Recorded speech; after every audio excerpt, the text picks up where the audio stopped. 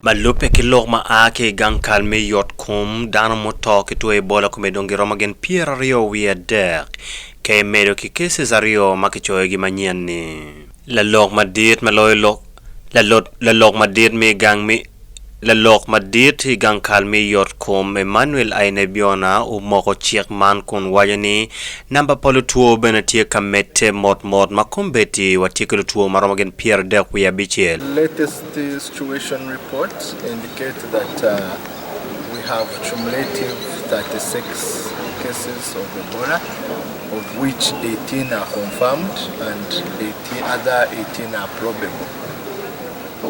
The dates stand at 23 deaths, 5 confirmed and 18 probable. Lo tuo Ebola tie maduong tutwali o yat mubende mo kelo Lwor kon lo daktari matino nyo intan doctors guchoyo warga bot gang kalmadit mi yot kum meneno ni ke kobo jomo keneo.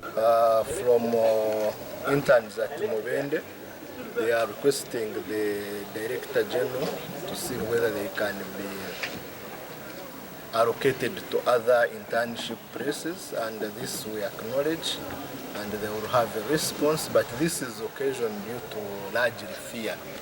So we are ensuring that we cancel them such that they are able to respond, because all the protective gear to safeguard their life is available. Lwor ber matek tutwali karma jo maroma bero liwiyo kio yat kanyi kine ngara chel mano tieki kogo nyo tieki bik ni tieki tuo Ebola o weo kimedo namba palo gwakuch ikabedo man. The positive case was returned immediately of a woman who is part of the area affected community.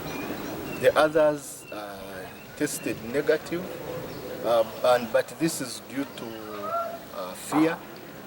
We are working on ensuring that we cancel the affected and also ensure that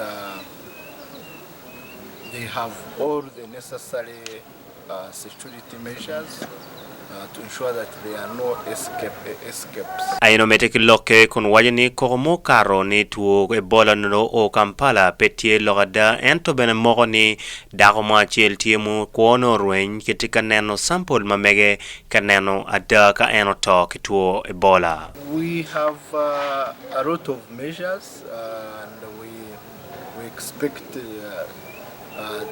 the minister will be communicating on that, on vaccines. We expect to have vaccines later, and this is after the meeting we shall have with the WHO and other partners. But now we are focusing on prevention, sensitizing the public to know how to avoid the spread of the infection. Le tij mapat maake gankal mi yot kom gitika tij karachel ki office pa RDC mi mubende man Rosemary baba saija mineno ne kied magen ge kelo fonye matek tutwal elokum tuo Ebola bodlo tino kwan me area man. Stop hugging. However much you love your friend or whatever, your neighbor, stop hugging, no shaking hands, keep social distance, so that then you wash. Bwana Kao, I think we should do tufune jik tueleze buli masomero gonna bateeke mu mazzi g'abaana ge banaabiramu. Jik is a stronger disinfectant. It is a very strong disinfectant.